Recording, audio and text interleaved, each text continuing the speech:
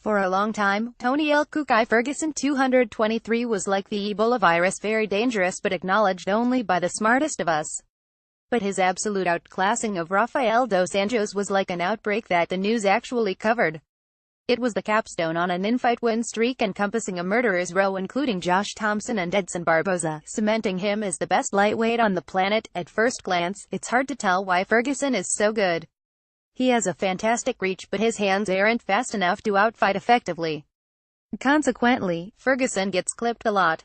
His takedown defense isn't great, and he fights tall, which means it's easy to run through him to get him to the ground. But what Ferguson does better than anyone is learn on the fly.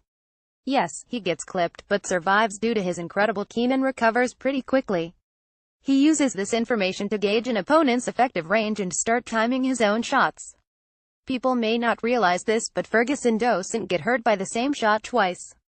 On the ground, Ferguson throws up submission attempts, hammer fists and elbows as he tries to get back to his feet, which saps his opponent's gas tank.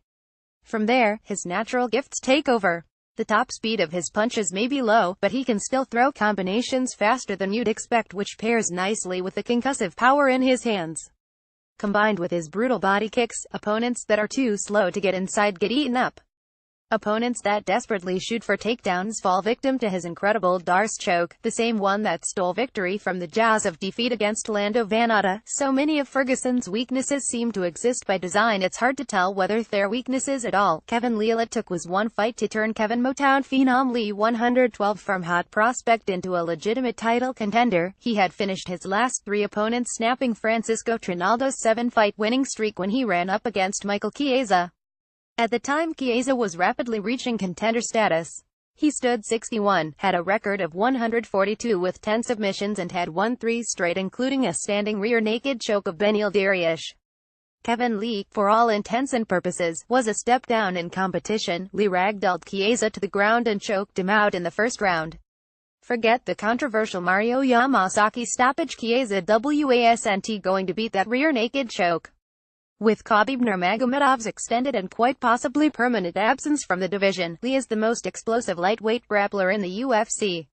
This is a guy who can run through opponents with tackles, trip them out of the clinch, or suplex them in the open. It's not just his raw, explosive strength either, he has muscle endurance.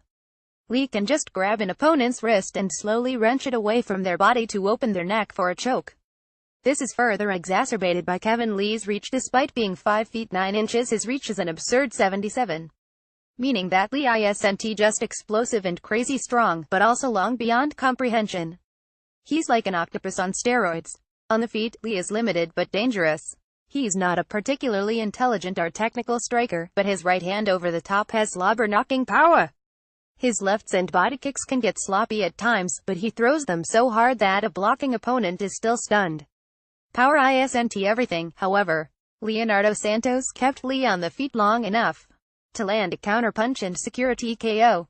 Lee's become a better fighter since that loss, but he has faced no one who could test his striking since then. Prediction: Ferguson is always clipped and taken down in the beginning of fights. Lee hits harder and wrestles better than any of his previous opposition and, consequently, has the best chance of finishing Ferguson. But Ferguson's advantage on the feet dwarfs Lee's advantage on the ground. Lee is better than any of the wrestlers Ferguson has faced, but Ferguson is leagues ahead of anything Lee's seen in the striking department. If Santos could catch him, Ferguson can maul him. Even with Lee's explosive power, multiple opponents of middling quality have lasted into the second and third rounds with him. He still wins the overwhelming majority of those fights, but his explosiveness is muted as the fight progresses.